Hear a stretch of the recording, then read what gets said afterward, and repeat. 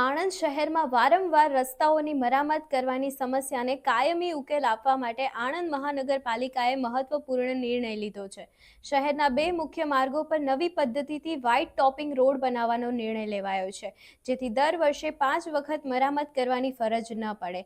શહેરના રાજપથ માર્ગ પર બાકરોલ ટી પોઈન્ટ પાસે દર ચોમાસામાં વરસાદી પાણી ભરાવાના કારણે રસ્તો તૂટી જતો હતો અને વાહન ચાલકોને ભારે મુશ્કેલીનો સામનો કરવો પડતો હતો. આ સમસ્યાને ધ્યાનમાં લઈને આ માર્ગને પણ વ્હાઇટ ટોપિંગ પદ્ધતિથી બનાવવાનો નિર્ણય કરવામાં આવ્યો છે.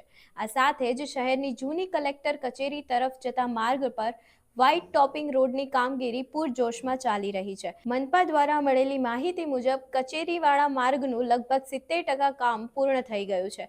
બાકીનું કામ ઝડપી ગતિએ ચાલી રહ્યું છે અને આગામી માર્ચ મહિનામાં માર્ગ સંપૂર્ણપણે તૈયાર થઈ જશે.